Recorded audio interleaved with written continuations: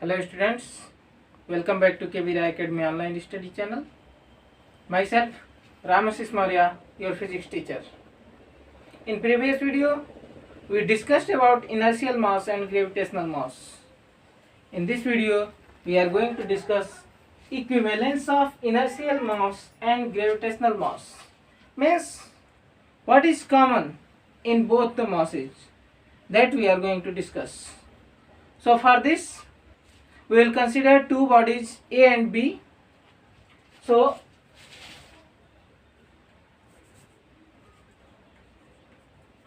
consider two bodies A and B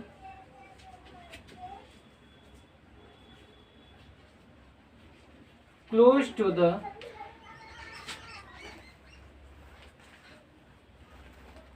surface of Earth.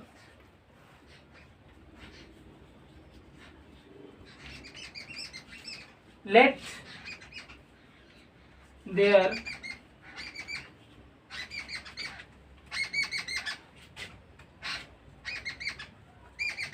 inertial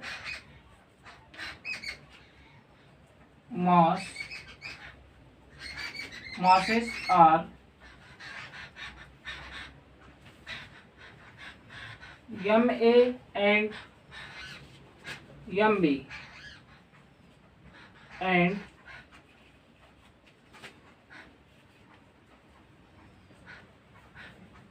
gravitational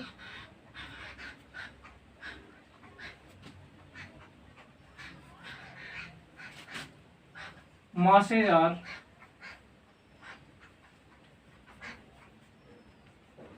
M dash A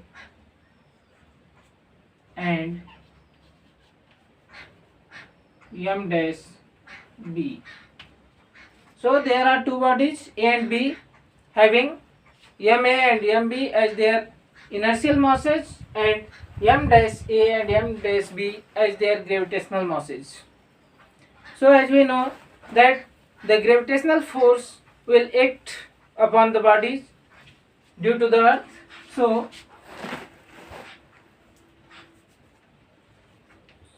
gravitational force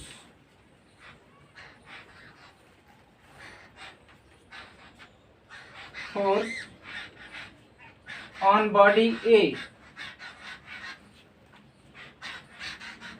as we know that Newton's universal law of motion, F is equal to G m1 m2 upon r square. So the radius will be equal to the radius of earth because the bodies are near the surface of the earth. So F is equal to G m e m dash A upon re square. This is the force on body A. Now gravitational force on body B, we will consider it as F dash. So F dash will be G m e m dash B upon re square. So you can see here, this is the gravitational force on A and this is the gravitational force on B. So F upon F dash, we will check it. So F upon F dash, when we will done, GME and GME will be cancelled and RE square will be cancelled by RE square. So it will be M dash A upon M dash B. Let this is equation number 1. Now let the body fall freely from the to the ground. Let bodies fall flee towards the earth.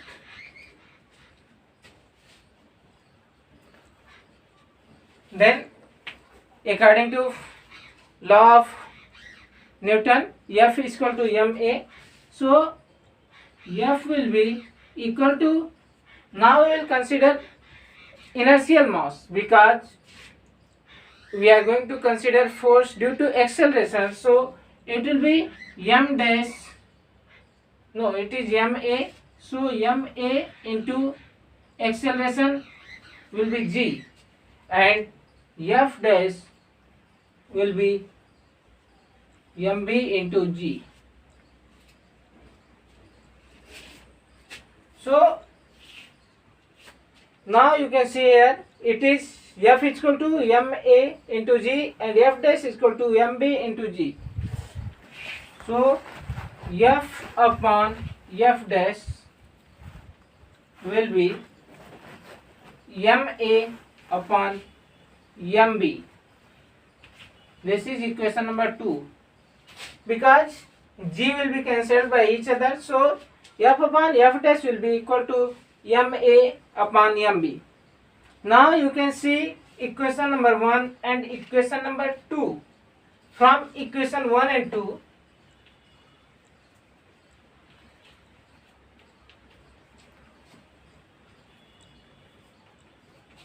you can say, because f upon f dash it is both equal, so m dash a upon m dash b is equal to ma upon mb. From here we can say that gravitational mass is proportional to the inertial mass. So m dash a proportional to ma and m dash b proportional to mb. From here we can say that or m dash a equal to kmb, sorry kma, and m dash b equal to kmb, where k is the constant. If k is equal to 1, then m dash a will be equal to ma and m dash b will be equal to mb. So we can say that inertial mass is proportional to the gravitational mass, or gravitational mass is proportional to the inertial mass. From here we conclude that both the units are measured in same unit, because both are masses. Either it is inertial mass or it is gravitational mass.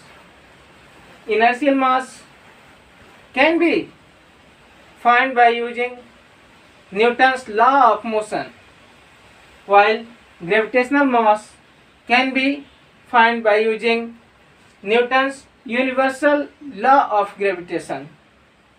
So today we discussed equivalence of inertial mass and gravitational mass, and we find that the inertial mass is equivalent to the gravitational mass. That's all. Thank you.